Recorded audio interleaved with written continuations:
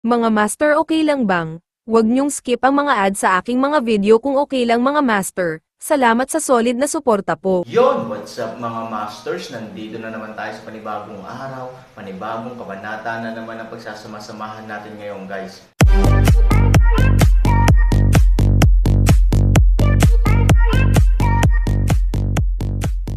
Bali mga masters, kung bago ka pa lang po sa aking YouTube channel, please click the subscribe button, lalong-lalo na po yung notification bell guys, para maging connected pa rin tayo sa isa't isa at maging updated kayo sa mga susunod ko pang video.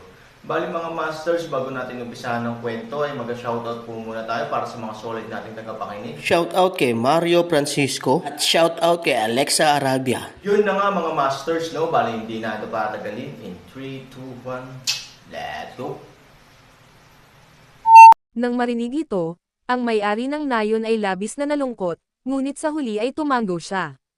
Oo, bagamat ako ay labis na nalulumbay, sa huling pagsusuri, ang bagay na ito ay hindi pa umabot sa pinakadesperadong yugto, at ang lahat ay huli na sa ngayon. Sa pag-iisip nito, nagsalita ang may-ari ng nayon, sige ibigay mo ang mga tagubilin. Oo, sinasamantala ngayon, ang unang round ng pag-atake ay nagkaroon ng mahimalang epekto. Halatang ito na ang pinakamagandang oras para humakbang pasulong at direktang palibutan ang kalaban noong binomba pa lang niya ang kalaban. Sa makatuwid, kahit na ito ay hindi perpekto sa isang tiyak na lawak, ang mga bagay ay karaniwang pabor sa kanila. Hindi nagatubili ang espesyal na sugo, sa pamamagitan ng pagwagayway ng kanyang kamay, mabilis na pinalibutan ng pangalawang hanay ng mahigit 100,000 katao ang halimaw sa paraang nakakubkob. Kasama ang 20,000 tropa ng unang pangkat, ganap na natapos ng buong hukbo ang pagkubkob sa isang iglap. Pagkaraang magkamalay ang halimaw, nalaman niyang lubhang di kanais-nais ang kanyang posisyon. Sa totoo lang matagal na niyang alam na dapat may ambush sa labas, pero nang makita niya ang eksenang ito, talagang galit na galit siya. Walang paraan, minsan ganito ang mga tao. Nakakaisip siya ng masamang resulta. Pero hindi ibig sabihin nun ay matatahimik na niya ang masamang resulta. Gusto kong mamatay ka, lalo na, pagkalabas ng halimaw, diretso siyang tinamaan sa ulo ng grupong ito ng mga tao, at lalo pang napahiya. Sa isang dagandong, ang halimaw ay nagpaputok ng direkta sa mga tao sa paligid. Dagandong, boom! Sa isang casual na alon, isang malaking itim na enerhiya ang sumabog sa lakas ng pagkawasak. Sa sandaling tumama sila sa lupa, magkakaroon ng matinding pagsabog, at maraming tao ang ganap na mamamatay sa pambobomba nang hindi man lang maaninag kung ano ang nangyayari. Siyempre, ang ganitong pagkubkob ay hindi lamang isang pekeng kilos, bawat pag-atake, daan-daang libong spell attack ang nakadirekta sa kalangitan.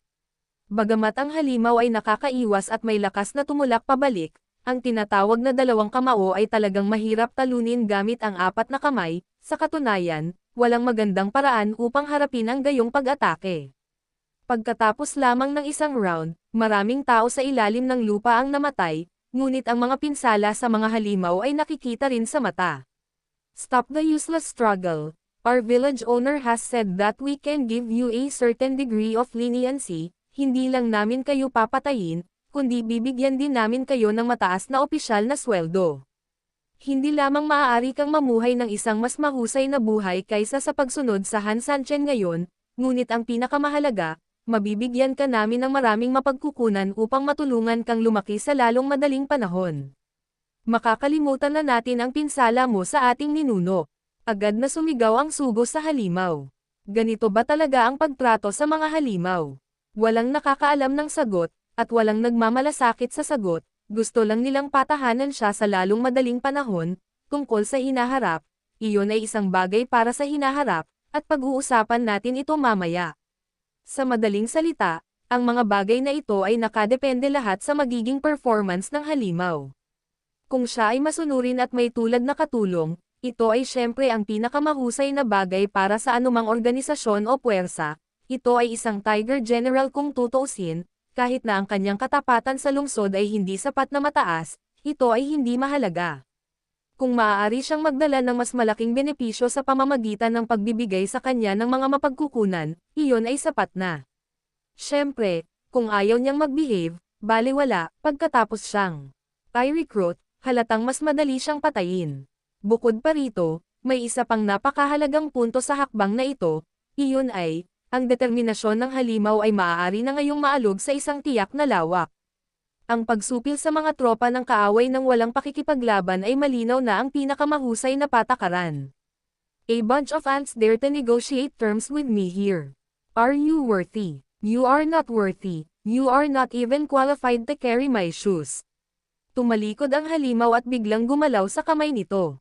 Sa sumunod na segundo, tumigas ang malaking itim na enerhiya sa kanyang mga kamay.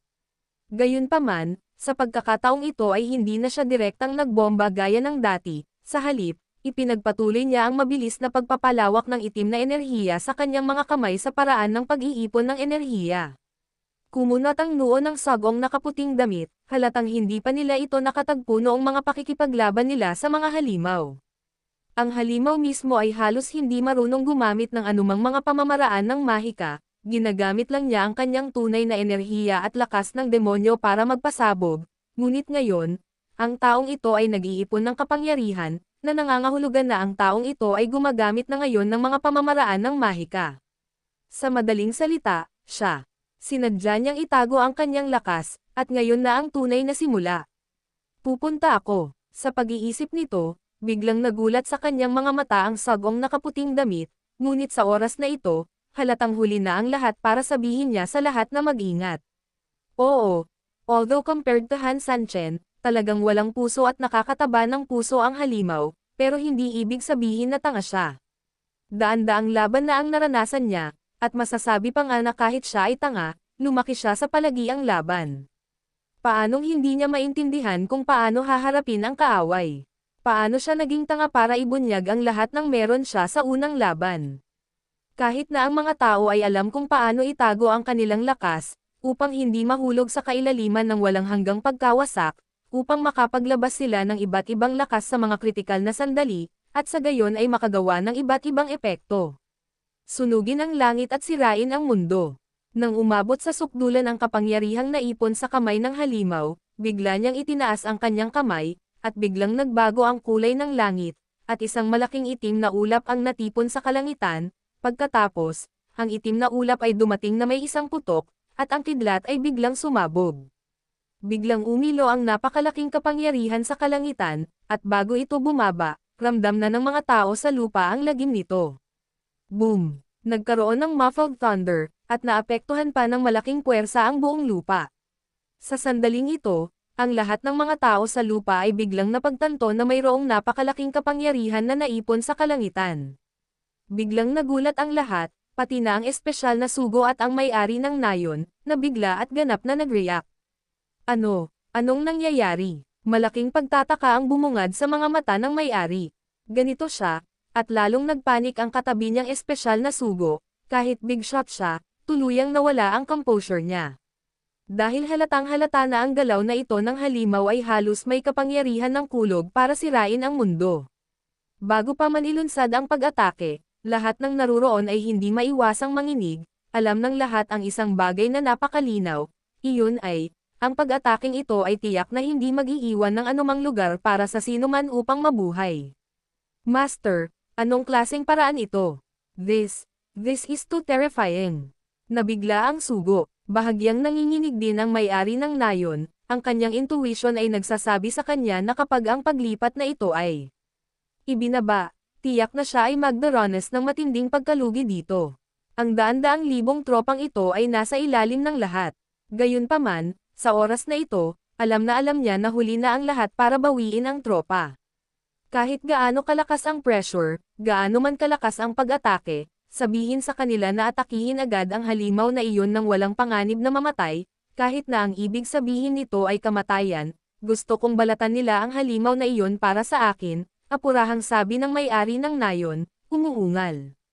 Hindi niya alam kung gaano kalubha ang kanyang mga casualty pagkatapos ng paglipat na ito, ngunit ang sigurado siya ay kailangan niyang gamitin ang kanyang kasalukuyang sapat na numero upang magdulot ng mas malaking pinsala sa halimaw bago iyon. Wala siyang paraan para tumaya kung ilan sa kanyang mga tao ang makakaligtas sa gayong pag-atake, ang maaari lamang niyang tayaan ay ang kabilang partido ay makakaranas din ng malubha at walang kapantay na pinsala sa ilalim ng kanilang nakakabaliw na pag-atake. Sa madaling salita, Sa sandaling ito, wala talagang ibang pagpipilian. Kung ano ang dapat nilang gawin, o magagawa lamang, ay isang uri ng pagpapalitan. Kung gusto mo akong mamatay, ayos lang, pero hindi kita hahayaang mamuhay ng payapa. Sa huli, natapos ng dalawang puwersa ang ultimate exchange. Pagkatapos lamang nito ay magiging ganap na balanse ang dalawang panig. Sa oras na iyon, kahit na mayroong hindi mabilang na mga casualty sa kanilang panig, maaari pa rin silang magdulot ng malaking hindi maibabalik na pinsala sa halimaw mismo bago iyon. Sa oras na iyon, tiyak na masusugatan ang halimaw. Kahit na ano, hindi sila masyadong mawawala pagkatapos ng operasyong ito. Agad ding naunawaan ng espesyal na sugo ang intensyon ng may-ari ng nayon, nang hindi nag-iisip, dali-dali niyang iwinagayway ang kanyang kamay, hudyat sa buong hukbo na ilunsad kaagad ang pinakamarahas na pag-atake. Na personal na nakaupo sa labanan ang may-ari ng nayon, halatang walang sinuman sa sikat na tindahan ang nangahas na lumaban, kahit nasa ilalim ng napakalaking presyon sa kanilang mga ulo, inilabas ng lahat ang lahat ng kapangyarihang naipon nila sa buong buhay nila. Alam nilang lahat na mamamatay sila sa ganitong alon ng mga pag-atake, ngunit kung sasalakayin nila ang mga halimaw ng buong lakas, maaaring may kislap ng pag-asa. Sa ilang magulong kaharian, ang Han Sanchen ay napapaligiran ng kadiliman, na walang nakikitang mga gilid. Siya ay tulad ng isang tao sa isang madilim na disyerto, na walang sino man ang nakikipag-usap sa kanya, at walang kahit na may anumang nakakamalay na komunikasyon sa kanya. Para siyang lalaking nakakulong. Ngayon, may hindi tama. Isang boses ang biglang tumunog, at nilinggan ni Han Sanchen ang paligid, ngunit halatang walang tao sa paligid. Si Han Sanchen ay nasa ulirat, baka naghahalusinate siya. Sa pag-iisip nito, sumimangot siya, sino ang nagsasalita? Bagamat hindi naman hallucination ang pakiramdam, kapag pinag-isipan mong mabuti ay parang guni-guni lang.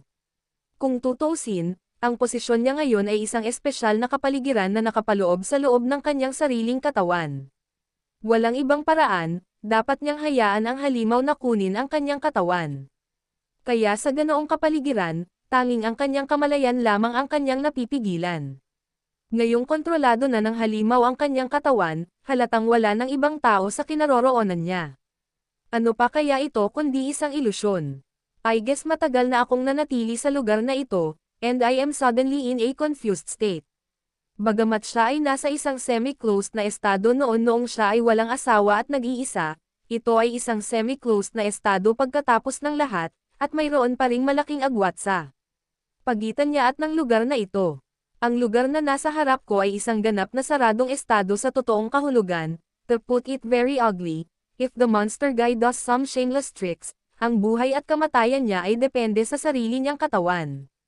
Pagkatapos, ang kamalayan ni Han Sanchen ay maaaring may luck dito magpakailanman.